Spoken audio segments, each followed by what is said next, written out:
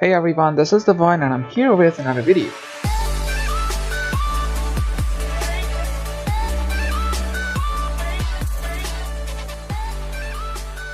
Right, so on this video, as requested, we're going to check out March slots and presets to see how they work. Right, so as you might already know, this is basic. In order to use March presets, what you have to do is choosing to attack a castle or a barbarian camp.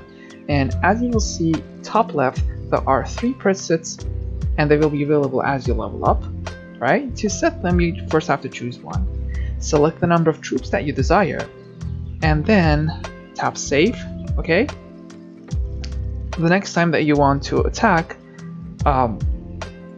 you can choose that slot that you've saved a preset on and you have the same number of troops. But you should remember that things like March boosts, March size boosts, and also the dragon, the number of the troops that the dragon adds, will also be affected.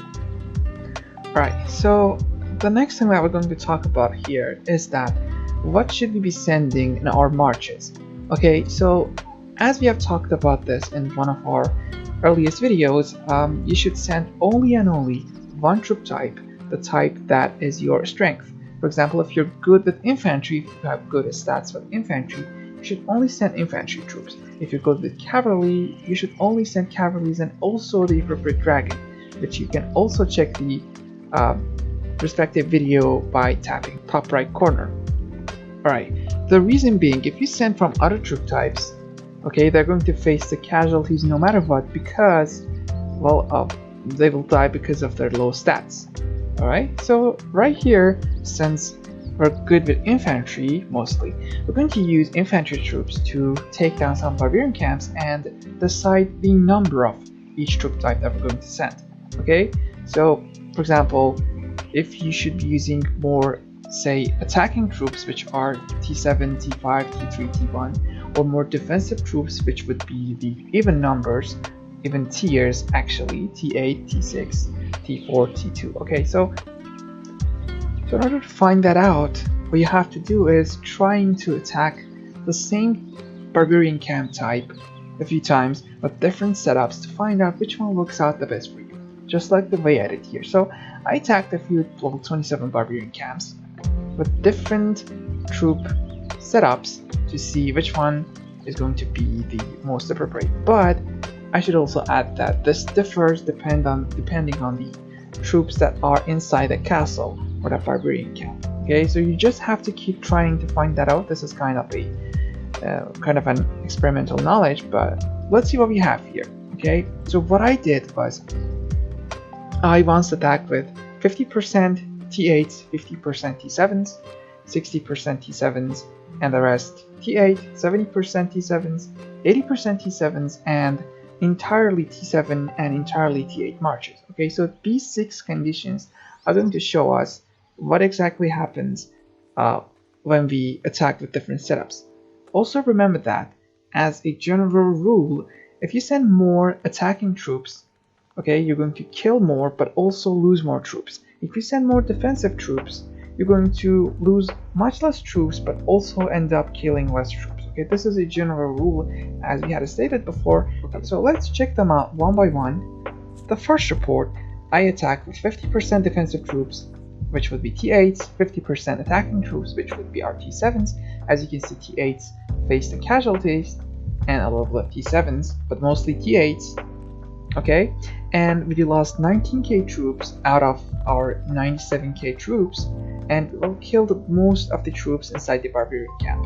Okay, so this is 50% by 50%. Okay, so the next report is increasing our attacking troops, which would be T7s, to 60% and decreasing the number of defensive troops down to 40%. Okay, so technically it should increase the number of our kills and reduce the number of our casualties, but well, as you can see, both of them have been reduced here. Less troops killed, like compared to 280k troops in our 50-50 test, and well, slightly less troops lost. Okay, so this is behind a theory that says we have better results using 50% like 50-50 defensive and offensive setup attacking barbarian camps. Okay, so we'll leave it at here. As you can see, this is pretty close. Next report, we're going to check out the 70 by 30, like 70% T7s, 30% T8s, again reducing number of our T8s, increasing number of our T7s to see what happens. As you can see, again, the T8s face the casualties. This time, the number of troops that we have lost seems identical, and we again end up killing less troops comparatively. Okay? In the next report, we're going to again increase the number of our T7s and reduce the number of our T8s, and as you can see, we end up losing again more troops and killing less troops. Okay, so this just goes exactly the opposite. Okay, as you can see, that is what happened here. We lost all of our T8s. Okay, and again, the last one, we're just going to increase our number of T7s to the entire march, like using all T7 march. As you can see, we killed the least number of troops compared to other reports and lost a lot of T7s here. Okay, so you might think that, well, maybe T8s work better here. Yeah, well, let's check them out. Let's check it out if we had used the entire march of T8s to see what has happened here. Okay, so we have lost 20k T8s, the least number of kills comparatively, like the half of all the previous reports, and well, you see the number of casualties. So this is just the balance that you have to find. So in order to see, as you can see, it seems like the T8s play an important role defending against all of these troops, okay, facing the casualties and allowing the T7s to kill them. Okay, so let's just give it a try to use more T8s, like around maybe 60% T8s and 40% T7s. Okay, so just like the opposite of what we did. So we're just going to find a level 27 barbarian camp to try to see if this theory is correct here. Alright, we found a 27. Let's send 60% T8s and the rest of them, which will be 40% T7s, to see the result. And also in another report, let's increase the number of our defensive troops to 70% to see if we get any better result compared to what we got. Here it is, and let's give our T8s a chance to prove themselves. So 70% T8s, which would be okay, and the rest of them T7s. Alright, so let's check out the reports to see what they have done actually here, what we've accomplished. So on this report, we actually sent 60 by 40 more T8s, like 60% T8s and 40% T7s. And on here, we sent 70% T8s and 30% T7s. Okay, so let's compare them to the 50-50, which was the best one so far, but just a slightly different, say, a slight difference.